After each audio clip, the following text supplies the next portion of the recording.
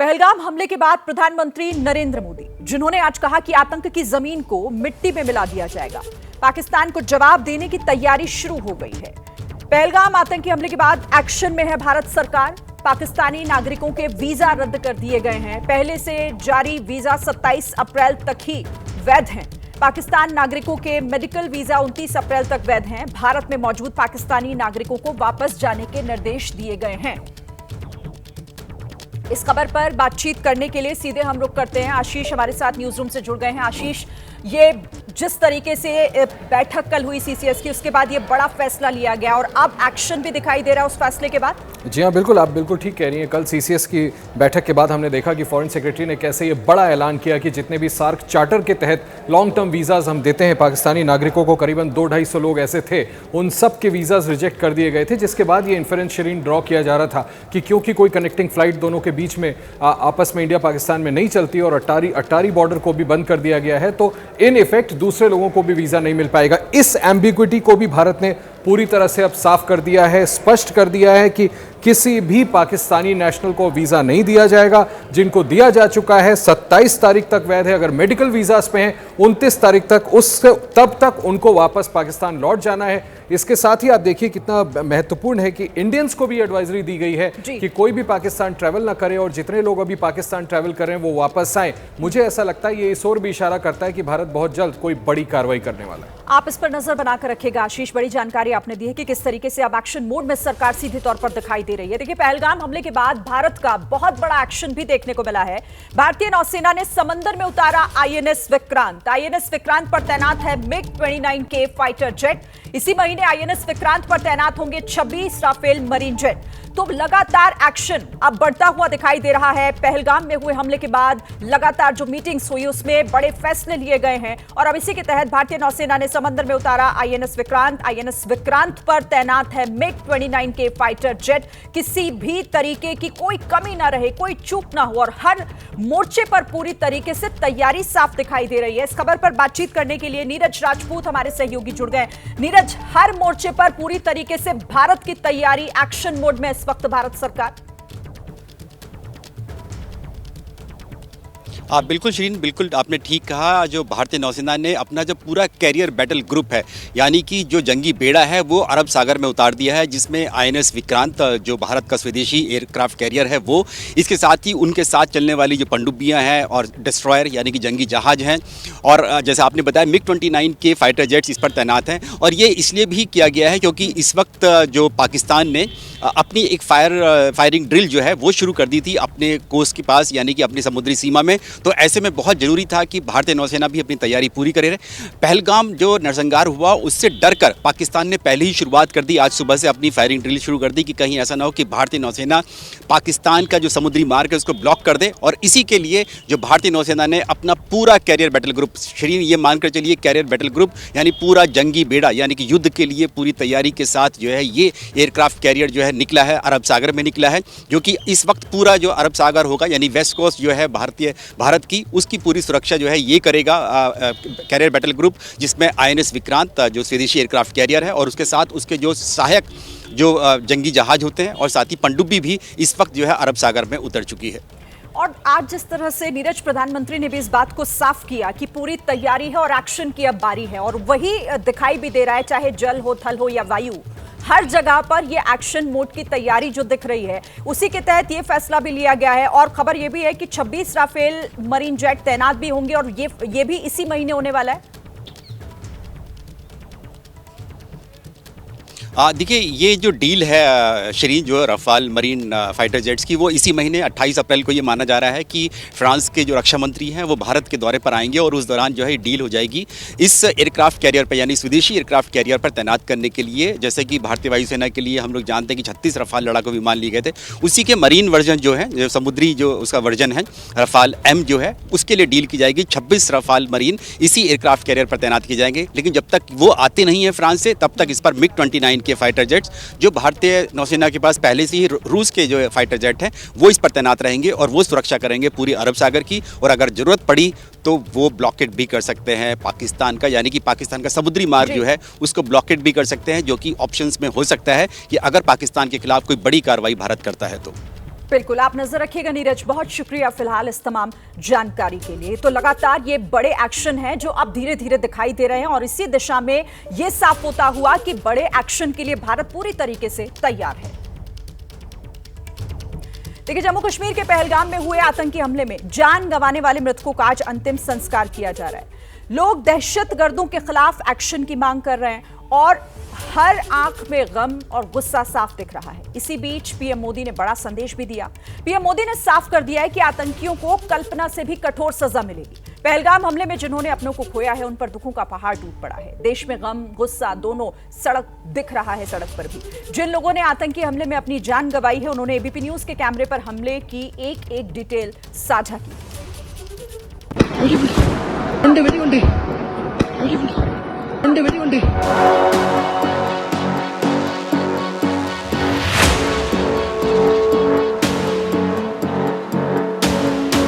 आतंकियों ने धर्म पूछा और गोली मार दी। उधर हम 10-15 मिनट ही हुआ था, हम भूख लग रही थी तो हम खाना खा रहे थे, तभी आतंकवादी का हमला हुआ।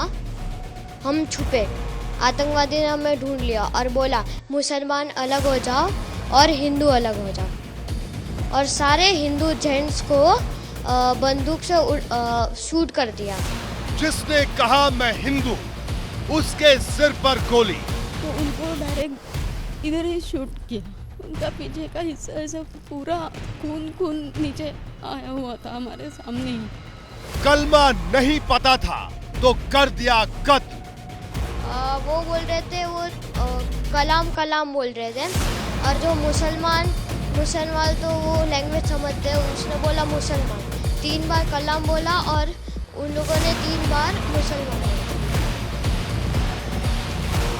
फिर जो हिंदू जेंट्स थे उन्हें शूट कर दिया। पहलगाम हमले की सबसे मासूम गवाही। मेरे लिए तो मौत की सजा देनी चाहिए, उनमें तो कोई धर्म ही नहीं होता। जिसने धर्म नहीं छिपाया वो बच नहीं पाया। की तरफ स्माइल करके मुझे भैया क्या हुआ, यार हिंदू है मुसलमान, मैंने कहा हिंदू मार दी। सिर पर गोली मारकर वो मना रहे थे जश्न। लगता था वो उसको ना एंजॉय कर रहे थे, बस मतलब कुछ मैसेज देना चाहते हो कि शायद कि हम कुछ भी कर सकते हैं कहीं से भी। बोल रहा है पहलगाम, अब लो इंतकाम। उनको पाकिस्तान में जाकर क्या क्या कर सकते हैं ये हम भी दिखा सकते हैं। आप लोगों को बख्शा नहीं जाएगा, घर में घुस से मारा जाएगा। पहलगाम हमले में गुजरात के सूरत के व्यापारी शैलेश को भी आतंकियों ने गोली मार दी। जन्मदिन मनाने के लिए शैलेश अपने पूरे परिवार के साथ पहलगाम गए हुए थे और जन्मदिन से ठीक एक दिन पहले आतंकियों ने गोली मारकर उनकी हत्या कर दी। उससे एक दिन पहले आतंकियों ने उनकी बेरहमी से हत्या कर दी। शैलेश के 9 साल के बेटे नक्श और उनकी पत्नी से हमने बातचीत की। उन्होंने जो जानकारी दी वो बेहद परेशान करने वाली है। उधर हम 10-15 मिनट ही हुआ था, हम भूख लग रही थी तो हम खाना खा रहे थे, तभी आतंकवादी का हमला हुआ। हम छुपे, आतंकवादी ने हमें ढूंढ लिया और बोला मुसलमान अलग हो जाओ और हिंदू अलग हो जाओ, और सारे हिंदू जेंट्स को बंदूक से शूट कर दिया। किस तरह से भगदड़ मची हुई थी, किस तरह से वहाँ पे लोग से चिल्ला रहे थे, किस तरह से भागम भाग हुई थी? आतंकवादी तो किसी को चिल्लाने से मना कर रहा था या गोली से मार रहा था। उधर कम से कम 20-30 लोग थे। वहाँ पर आतंकवादी ने किस तरह से अलग अलग किसको किया था, क्या बोल रहे थे? वो बोल रहे थे, वो कलाम बोल रहे थे, और जो मुसलमान तो वो लैंग्वेज समझते हैं, उसने बोला मुसलमान। 3 बार कलाम बोला और उन लोगों ने 3 बार मुसलमान बोला। फिर क्या किया? फिर जो हिंदू जेंट्स थे उन्हें शूट कर दिया गोली से। जिस तरह से आतंकी गोलियां मार रहे थे, कैसे दिख रहे थे आतंकवादी? आतंकवादी गोरे से थे, इधर वाइट टी शर्ट पहनी थी और नीचे ब्लैक जीन्स पहना था, दाढ़ी थी, ऊपर वो कैप थी मोमेडियन वाली, और एक कैमरा था ऊपर सर पर। अच्छा, क्या बातें कर रहे थे वो लोग जब ये गोली मार रहे थे तब? वो बातें तो कुछ नहीं कर रहे थे, बस चुपचाप थे। जब आपके पिताजी को गोली लगी तब क्या वहाँ पर मम्मी जी कहाँ थे, किस तरह से आपको नीचे भेजा था? जब वो गोली मार के चले गए तब वो सिविल लोगों ने कहा था कि जो जिंदा है वो भागो। तो मैं तो घोड़े से भाग गया, मतलब घोड़े पे बिठा के, और मम्मी दीदी चल के आई नीचे। मम्मी ने किस तरह से आपको घोड़े पे बिठाया और कहाँ जाने को कहा था आपको? मम्मी ने घोड़े पे बिठाया और बोला नीचे जा और हमारा इंतजार कर। क्या कहना चाहोगे, आतंकवादी इस तरह से घटना को अंजाम दे रहे, किस तरह की सजा देनी चाहिए? कोई क्या धर्म होता है आतंकवादी का? मेरे लिए तो मौत की सजा देनी चाहिए, उनमें तो कोई धर्म ही नहीं होता। हमने पहलगाम हमले में मारे गए शैलेश भाई की पत्नी से भी बात की, जो उस वक्त वहां पर मौजूद थी जब यह हमला हुआ। उन्होंने भी कैमरे पर बताया कि आखिर आतंकियों ने किस बेरहमी के साथ वहां मौजूद सैलानियों की हत्या की। जम्मू कश्मीर में आतंकी हमले में शैलेश कड़थिया नाम के व्यक्ति की मौत हुई थी। जो व्यक्ति सूरत का था, उनकी धर्मपत्नी हमारे साथ मौजूद है, उनसे बातचीत करेंगे। शीतल जी बताइए, क्या पूरी वारदात, किस तरह से घटना घटी थी? हम उस टाइम नीचे कार पार्क करके घोड़े पौनी से ऊपर गए, और ऊपर जैसे ही अंदर एंटर हुए, हम 10 से 15 मिनट का टाइम लगा था, बैठे थे और बच्चों को भूख लगी थी तो नाश्ता करने, मैगी वगैरह कुछ खा रहे थे। इतने टाइम में वो फायरिंग की आवाज़ सुनी, तो हमने शॉप वाले से पूछा कि भैया ये आवाज़ किस चीज़ की है, कैसी है? तो शॉप वाले ने बोला कि दीदी मैडम हमने भी आज पहली बार सुना है, वो भी डर गए थे। इतने में फिर दूसरी बार फायरिंग की आवाज़ आई, वो हमारे सामने आके खड़े रह गए और उसने बोला कि हिंदू एक तरफ हो जाओ और मुसलमान एक तरफ हो जाओ। और फिर उसने अपना वो कलाम 3 बार बोला, और जो भी मुसलमान हो गए उनको पता था कि सामने क्या आंसर देना है, तो उसने अपना आंसर मुसलमान बोला, और जो हिंदू भाई थे उन सबको गोली मार दी। जब वो आतंकी आए थे, किस दिशा से आए थे, क्या कुछ बातें कर रहे थे? वो ग्रुप में नहीं आए थे, सब अलग अलग थे। जैसे कि हमारा जो ग्रुप था वहाँ पे एक था, कहीं और ग्रुप होगा तो वहीं पे था। किसी को नहीं पता कि वो कहाँ से आए और कहाँ गायब हो गए, क्योंकि उसने हेड डाउन बोला था कि हेड डाउन रखो, अदरवाइज वो उनको भी शूट कर देता। जैसे कि हमारे सामने आगे 3 फैमिली थी, सब हम एक चेन में एक दूसरे का हाथ पकड़ के एक के पीछे, जैसे मेरे आगे मेरे हस्बैंड थे, उसके पीछे मैं थी और मेरे पीछे मेरे दोनों बच्चे, हम चारों ऐसे ही छिप के बैठे थे, इसीलिए उसको राइट चेस्ट पे गोली लगी है। हम ऐसे ही बैठे थे, उसने बोला हेड डाउन, तो हम किसी के सामने भी कुछ नहीं देखे, ना तो कोई आवाज़ कर रहे थे कि कहीं सबकी जान बच जाए, ये चले जाए, किसी को गोली ना मारे। पर उसने किसी पे दया नहीं दिखाई, उसने सब जो भाइयों थे ना, हिंदू भाई, सबको शूट कर दिया। और शूट करने के बाद भी वो वहीं खड़ा था, ताकि कोई आवाज़ ना कर सके, कोई हेल्प ना मांग सके, कुछ नहीं। उसके 2-3 मिनट बाद वो वहाँ से चला गया। फिर जो लोकल शॉप वाले थे, 2-3 अंकल, उन लोगों ने हमें बोला कि आप अपने बच्चों की जान बचा के उनको लेकर जाओ नीचे, ये लोग कभी भी वापस आ सकते हैं। तो हम बच्चों को लेकर उसकी जान बचाने के लिए फिर हम नीचे भागे। जैसे कि मेरे हस्बैंड थे, हमें उनको वहीं पे छोड़ना पड़ा। कितनी किस तरह की मानसिकता लगती थी आतंकियों की? धर्म पूछ के नहीं लगता था, वो उसको ना एंजॉय कर रहे थे बस, मतलब कुछ मैसेज देना चाहते हो कि शायद कि हम कुछ भी कर सकते हैं। इस बीच एक बहुत बड़ी खबर आपको बता दें, पहलगाम हमले के बाद भारत के रुख से पाकिस्तान घबरा गया है, बौखला गया है। एक बड़ी खबर यह है कि पाकिस्तान की नेशनल सिक्योरिटी कमेटी की बैठक में फैसला लिया गया है, सभी द्विपक्षीय समझौते तत्काल प्रभाव से रोके गए हैं। पाकिस्तान ने शिमला समझौता भी रोक दिया है। पाकिस्तान ने वाघा बॉर्डर भी बंद किया। पाक में मौजूद सभी भारतीयों को 30 अप्रैल तक देश छोड़ने का आदेश दिया गया। पाकिस्तान ने भारत के लिए एयर स्पेस भी बंद कर दिया है।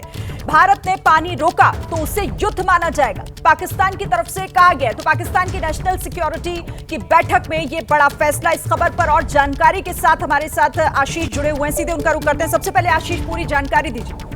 देखिए, ये बड़े फैसले नेशनल सिक्योरिटी कमेटी की बैठक में पाकिस्तान सरकार की तरफ से लिया गया है। शिरीन, जिसका आप जिक्र कर रही थी, और हमें एक्सपेक्टेड भी था कि बौखलाहट में आखिर करेगा क्या पाकिस्तान, यही करेगा। जिस तरह से इंडिया ने फैसले किए हैं, पलट के लग रहा है जैसे कॉपी पेस्ट कर दिया है इन्होंने।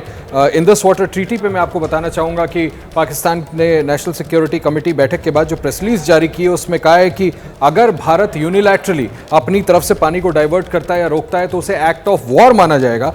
और उन्होंने ये भी कहा है कि this will be responded with full force across the complete spectrum of national power. Bharat ने सिर्फ एक डिप्लोमेटिक स्टेप की बात की थी शिरीन, ये तो खुल के जंग की धमकी दे रहे हैं। इससे ज्यादा बड़ी बौखलाहट का उदाहरण क्या दिया जाए कि वो ये कह रहे हैं कि वर्ल्ड बैंक के थ्रू ब्रोकर्ड ये डील था जिसमें किसी भी तरह से यूनिलैटरल सस्पेंशन का कोई प्रोविजन ही नहीं है, और अगर भारत ने इसको रोका तो इसे एक्ट ऑफ वॉर माना जाएगा। तो ये बहुत बड़ा फैसला अभी नेशनल सिक्योरिटी कमेटी में पाकिस्तान की तरफ से किया गया है। तमाम और फैसले किए गए जिनका आप जिक्र कर रही थी। 30 तारीख तक का समय दिया गया है, जबकि भारतीयों को पाकिस्तान से वापस जाने को बोला गया है जो वैलिड वीजा पर हो। वाघा बॉर्डर को बंद करने का अपनी तरफ से फैसला किया, इसलिए मैं आपसे कह रहा हूं कि ये कॉपी पेस्ट लगता है। जैसा भारत ने फैसला किया ठीक वैसा ही पलट के वो फैसला करके आखिर विश्व को दिखाने की कोशिश क्या कर रहे हैं। भारत ने अटारी बॉर्डर को बंद किया, वो वाघा बॉर्डर को बंद कर रहे हैं। भारत के लिए पाकिस्तान ने अपना एयर स्पेस बंद कर दिया। मैं आपको बता दूं कि दोनों के बीच में कोई बायलैटरल कमर्शियल फ्लाइट्स नहीं चलती हैं, लेकिन वाया दूसरी कंट्रीज दुबई वगैरह से जो भी फ्लाइट आती हैं, या अगर आपको इस देश से दूसरे देश जाना है वाया पाकिस्तान होकर के, तो खिसियानी बिल्ली खंबा नोचे, वो कह रहे हैं कि आप हमारे एयर स्पेस का इस्तेमाल नहीं कर सकते। इस तरह के फैसले लिए हैं पाकिस्तान की तरफ से। इसके अलावा भारत के साथ पाकिस्तान का ये कहना है कि किसी भी तरह के ट्रेड को वो फिलहाल सस्पेंड करते हैं।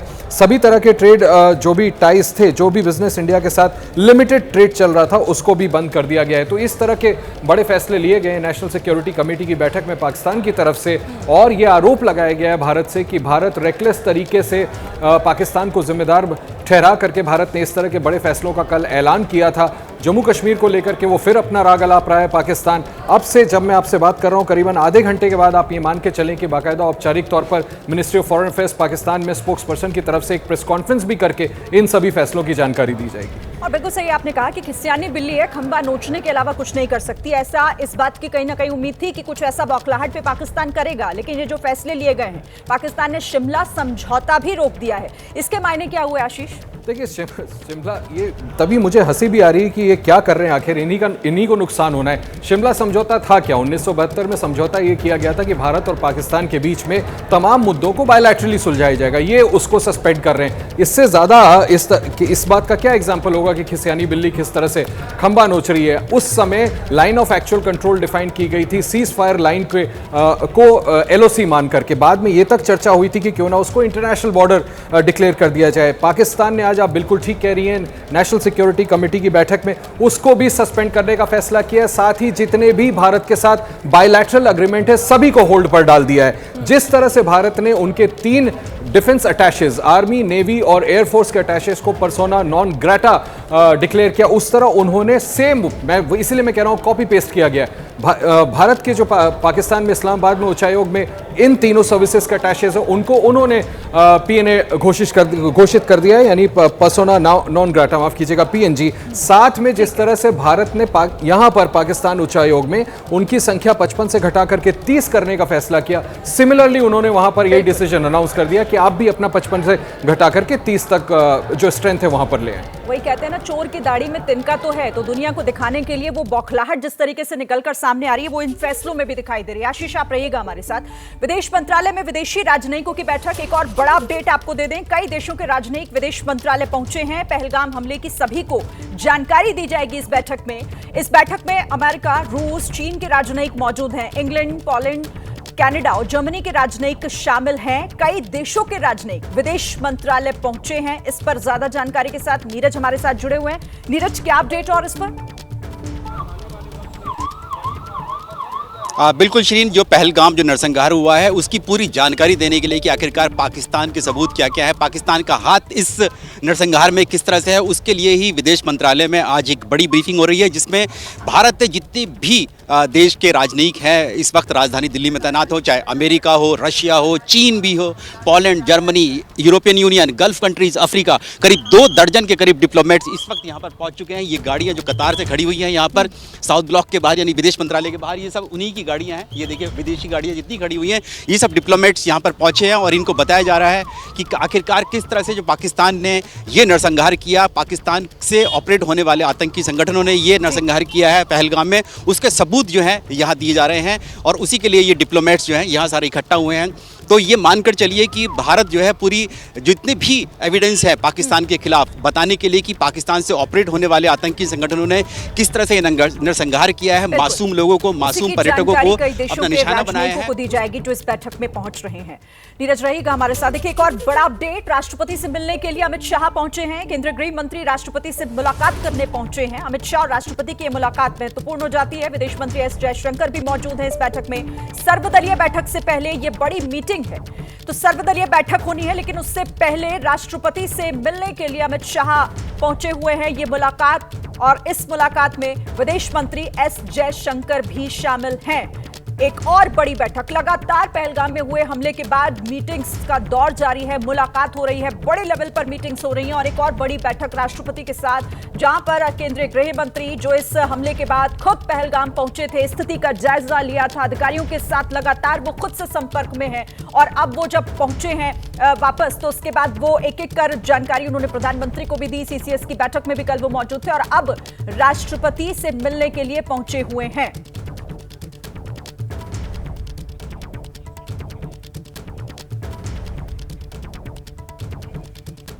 तो लगातार बड़े अपडेट आ रहे हैं, जिसकी हर एक जानकारी एबीपी न्यूज आपको देगा। फिलहाल आपको बताते हैं कि पहलगाम आतंकी हमले में कानपुर के शुभम द्विवेदी, जिनकी जान चली गई। पहलगाम आतंकी हमले के दौरान शुभम का पूरा परिवार वहीं मौजूद था, घूमने फिरने गया हुआ था। शुभम की पत्नी ने बताया कि आतंकी ने बंदूक किनारे रखकर पहले मजहब पूछा, और उसके बाद आतंकियों ने AK-47 से गोलियां बरसानी शुरू कर दी।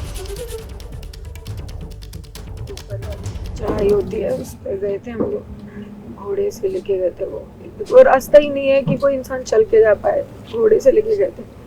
ऊपर पहुंचे, बस मैंने मैगी का ऑर्डर दिया, और मैं और शुभम बैठ के मैगी खाने जा रहे थे। शाम भी मेरी बहन थोड़ा दूर बैठी थी, और पापा मेरे वॉशरूम गए थे। उतनी देर में एक बंदा पीछे से आया, और उसने गोली साइड में रख के उससे पूछा, हिंदू है कि मुसलमान?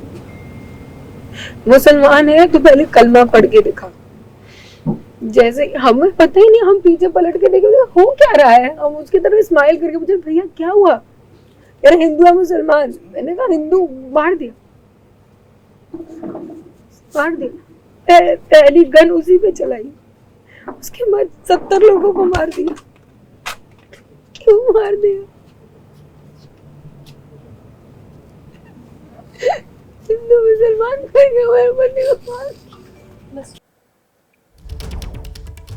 और इस पहलगाम में हुए आतंकी हमले में इंदौर के सुशील को भी अपनी जान गंवानी पड़ी। सुशील के बेटे ने बताया कि आतंकी गोली मारने के बाद सेल्फी ले रहे थे। इतना ही नहीं, आतंकी अपने सिर में कैमरा उन्होंने लगा कर रखा था। एक एक कर सभी से वो धर्म पूछ रहे थे, उन्हें कलमा पढ़ने के लिए बोल रहे थे, कपड़े उतार रहे थे, और फिर गोली मार रहे थे।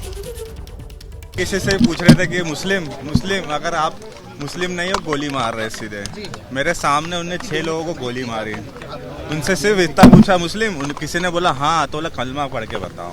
और अगर कलमा ये पढ़ दी, उसके बाद उसने बोला कि अपने नीचे के कपड़े खोल के बताओ। और उनने बोला कि खातून नहीं है तुम्हारा, तो सीधे गोली मार दी।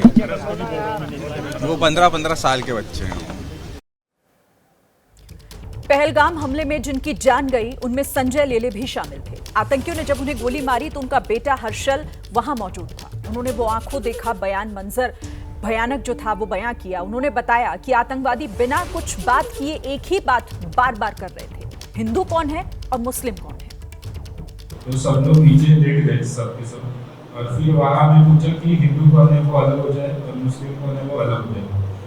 उन्होंने फिर बताया, मतलब वहाँ पे उन्होंने हमें से किसी ने कोई हलचल नहीं की, और फिर उन्होंने ये किया कि वापस पूछ रहे हिंदू कौन है और मुस्लिम कौन है। तो मेरे जो मामा है हेमंत जोशी, उन्होंने सिर्फ उनसे बात करने की कोशिश की, हमें जाने दीजिए, हम कुछ नहीं करने वाले हैं। तो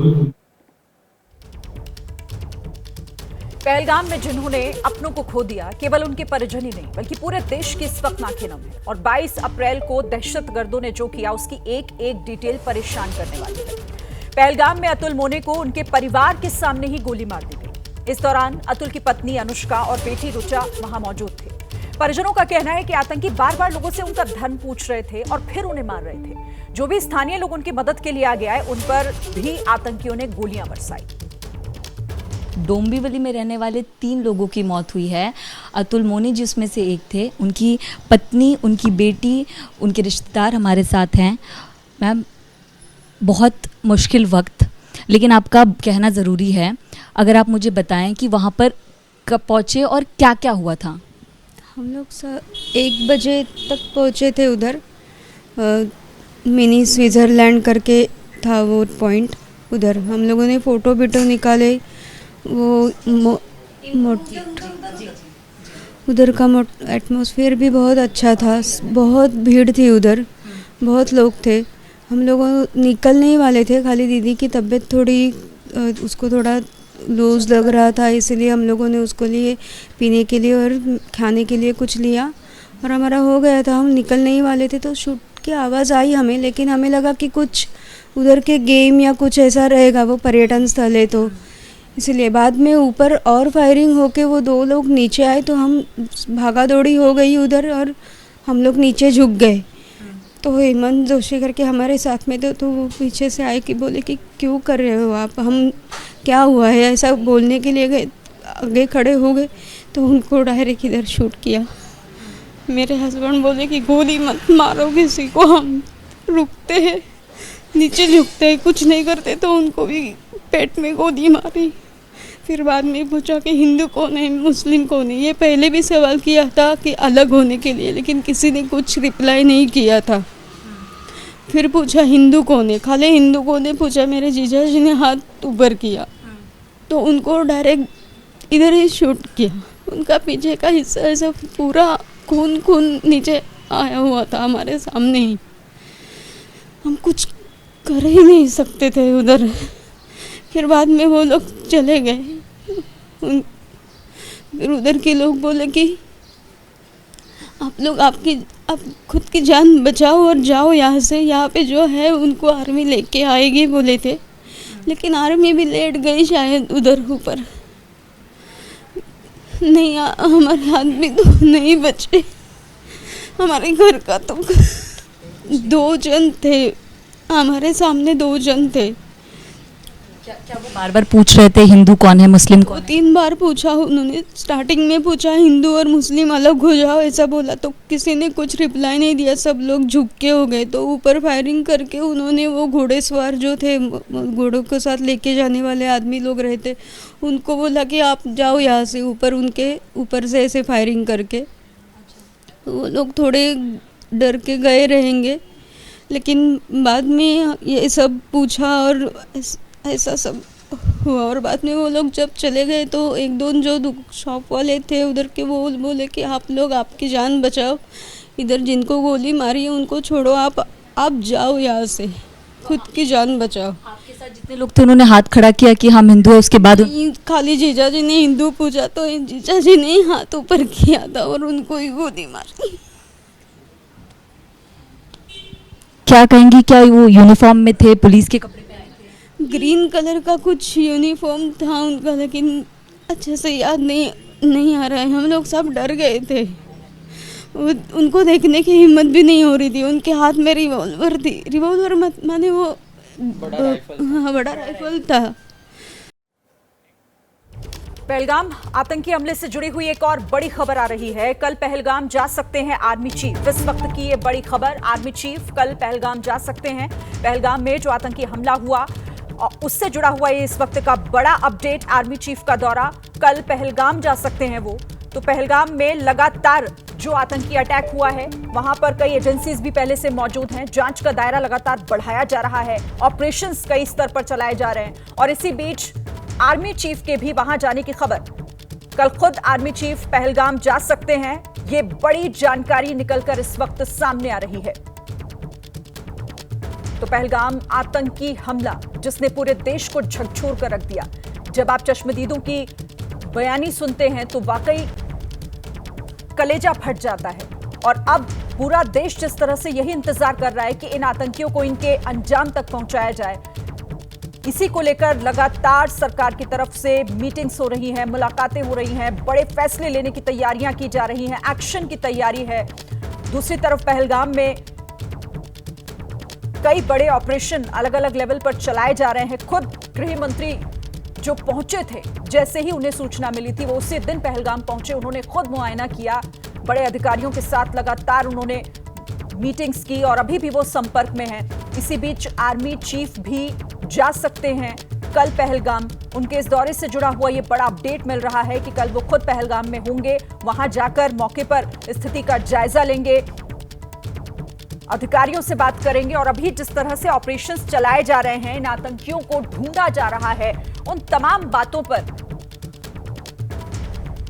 अपडेट लेंगे। और इस वक्त ये बड़ा अपडेट पहलगाम हमले से जुड़ा हुआ, तो एक एक कर जो भी अपडेट आ रहा है वो हम आपको लगातार दे रहे हैं। पहलगाम आतंकी हमले के बाद अब इन आतंकियों को इनके अंजाम तक पहुंचाने की हर मुमकिन कोशिश की जा रही है और कई जगहों पर ऑपरेशन भी चलाए जा रहे हैं। इस खबर पर बात करने के लिए हमारे साथ नीरज जुड़े हुए हैं। नीरज का ही हम रुख कर लेते हैं। नीरज, बड़ा अपडेट मिल रहा है कि कल आर्मी चीफ खुद पहलगाम जा सकते हैं, क्या अपडेट इसको लेकर?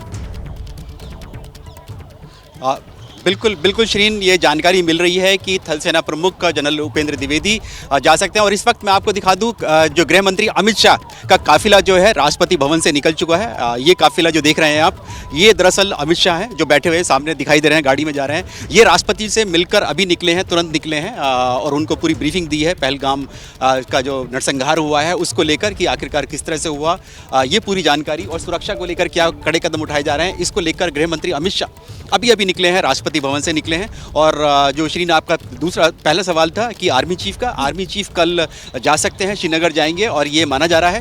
और साथ ही वो हो सकता है कि पहलगाम जहां पर ये अटैक हुआ था वहां पर भी जा सकते हैं। सुरक्षा समीक्षा करेंगे कि आखिरकार किस तरह से इतना बड़ा ये हमला हुआ और कैसे इस तरह की जो घटनाएं हैं, इस तरह के हमले हैं, उसको रोका जाए। और दूसरा, जो आतंकी जो अभी तक फ्री घूम रहे हैं हमला करने के बाद, उनको कैसे न्यूट्रलाइज किया जाए, इन आतंकी संगठनों पर कैसे लगाम कसी जाए, उसको लेकर जो है थल सेना प्रमुख जनरल उपेंद्र द्विवेदी कल यानी कि जा सकते हैं श्रीनगर।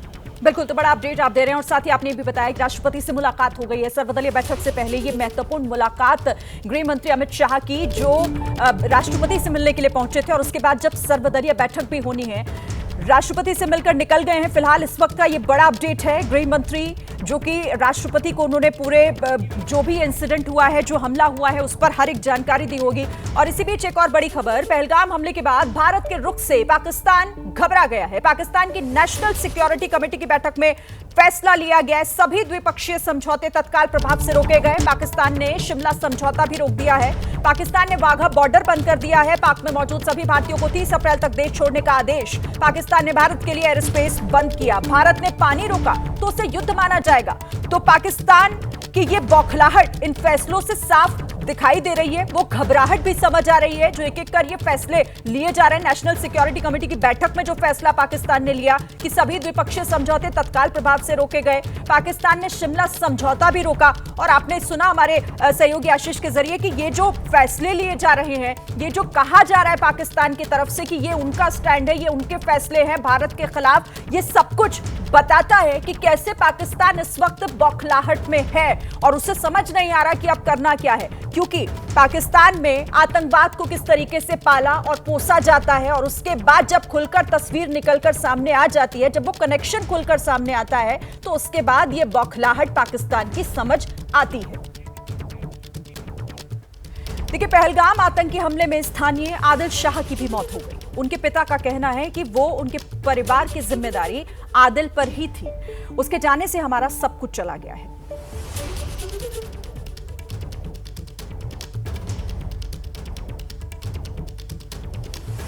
थे, लेकिन जो सुनने में आया, सुनने में वो यहाँ पे मजदूरी के लिए घोड़ा चलाने के लिए गया। जोर से बताएं। हाँ, वहाँ उधरी के पहलगाम के घोड़े होते हैं, उन्हीं को चलाते हैं, वो मजदूरी करते हैं, कमा रहा था और हम भी ऐसी ज़िंदगी बसर कर रही थी। और जब वो 22 अप्रैल को यहाँ से गया, फिर वहाँ पर 2 बजे तक हमें कुछ पता नहीं। 2 बजे हमने सुना वहाँ हालात भी ख़राब हो गए, तो उस वजह से हमने उसको फ़ोन लगाया, लेकिन उसके फ़ोन को नेटवर्क नहीं आया। क्या आपको फ़ख्र है कि उसने सयाहों को बचाने की कोशिश की? हमें बहुत फ़ख्र है, नाज है उस पर जी कि उसने उन लोगों को बचाने की कोशिश की। यहाँ कुछ लोग वो भी हैं जो उसकी वजह से बच गए हैं, जिनकी जानें बच गई हैं, तो हमें बहुत नाज है इस पर। लेकिन हमने जब कल उसका गुस्ल दिया तो उसने उसके हाथ को थोड़ा ये ब्लैक अंगली, 2 अंगलियां ब्लैक हुई थी और थोड़ा सा जख्म भी इन अंगलियों दोनों में आया। उससे पूरा पता चलता है कि उसने किसी न किसी चीज़ को काबू करने में मदद की है। यहाँ आगे से गन छीनने की कोशिश की है जिस वजह से उसके हाथ में ज़ख्म लगा है। और सुनने में ये भी आया है कि हम सुनते हैं कि वहाँ बोलते हैं कि उसने गन छीनी वहाँ से जिसकी वजह से उसकी जान चली। मजदूरी कितने को गए दस या काला जीने वाला से जी गया उधर घोड़े च लेंदा से। क्या आपका एक ही बेटा था? ये करदा से दस मजदूरी आंदा से जीण शीण कर। जी, तो बताया जाता है उसने सयाहों को बचाने की कोशिश की। उस क्या सुना आपने? कोना को बचेंदा से तो आपकी जान चली। क्या आपको फख्र है कि आपके बेटे ने जो है कंट्री के लिए जान दी? जिस वक्त पहलगाम में आतंकी हमला हुआ, दिल्ली के कई पर्यटक भी पहलगाम में मौजूद थे, जिन्होंने बताया कि जब हमला हुआ तो स्थानीय लोगों ने उनकी मदद की और उन्हें अपने घर लेकर चले गए थे। पहलगाम से चित्रा त्रिपाठी की एक रिपोर्ट आपको दिखाते हैं। जिस समय हमला हुआ आप लोग पहलगाम में थे? जी, हम मार्केट में ही थे। क्या सुना था उस समय? एक्चुअली हम देख रहे थे कि लोग जो हैं वो बहुत वरिड हैं, तो हमने मतलब कंफर्म किया तो लोगों से हमें मालूम हुआ कि बायसरन में कुछ ऐसी घटना हुई है। तो यहाँ पर जो लोकल्स थे तो उन्होंने देखा कि हम भी बाहर से ही हैं, तो वो लोग हमें प्रोटेक्ट करने लगे और उन्होंने बोला कि आप प्लीज़ हमारे घर चलिए। जितना भी मतलब इवन हम नहीं, रोड पर जितने भी टूरिस्ट थे यहाँ पर मौजूद, तो वो सभी को अपने घर की ओर लेकर जाने लगे, क्योंकि ऊपर से ये न्यूज़ आ रही थी कि तो आप मतलब होटल में नहीं गई, आपके से यहाँ लोकल रहने वाले किसी व्यक्ति के घर गए आप लोग? जी, क्योंकि हम कहाँ हैं वो? एक्चुअली हम थोड़ा पीछे की साइड रुके हुए थे, बट यहाँ पर हम मार्केट में थे, तो मतलब सिचुएशन ऐसी थी कि सभी इधर उधर जा रहे थे। और इसी बीच बड़ी खबर, गृह मंत्री अमित शाह की राष्ट्रपति से मुलाकात। गृह मंत्री ने राष्ट्रपति को पहलगाम हमले की पूरी जानकारी दी। तस्वीरें भी सामने आ गई हैं जिसमें विदेश मंत्री भी दिखाई दे रहे हैं। विदेश मंत्री एस जयशंकर ने भी राष्ट्रपति से मुलाकात की है और जो कुछ हुआ पहलगाम में, जिस तरीके की आतंकी घटना हुई, जो आतंकी हमला हुआ है, और उसके बाद ये मुलाकात राष्ट्रपति के साथ, जिसमें केंद्रीय गृह मंत्री और विदेश मंत्री दोनों दिखाई दे रहे हैं। राष्ट्रपति द्रौपदी मुर्मू से मिलकर उन्हें इस हमले की पूरी जानकारी दी गई है। साथ ही ये बताया गया कि आखिर पहलगाम में क्या कुछ हुआ है और क्या एक्शन लिया जा रहा है। इस वक्त की बड़ी खबर, केंद्रीय गृह मंत्री अमित शाह, जिन्होंने राष्ट्रपति से मुलाकात की पहलगाम हमले के बाद। यह मुलाकात इसलिए भी महत्वपूर्ण क्योंकि राष्ट्रपति को पूरी जानकारी दी गई है इस पहलगाम हमले के बारे में, इस आतंकी अटैक के बारे में। हर एक जानकारी गृह मंत्री के जरिए राष्ट्रपति को दी गई है और इस बैठक में विदेश मंत्री एस जयशंकर भी शामिल थे, क्योंकि इसके बाद जो बड़े एक्शन लिए गए सरकार की तरफ से और लगातार लिए जा रहे हैं, उसके बारे में भी जानकारी राष्ट्रपति द्रौपदी मुर्मू को दी गई है। और उसी मुलाकात की ये तस्वीरें हैं जो इस वक्त आप अपने टेलीविजन स्क्रीन पर देख रहे हैं, जिसमें राष्ट्रपति से मुलाकात करते हुए केंद्रीय गृह मंत्री और विदेश मंत्री एस जयशंकर दिखाई दे रहे हैं।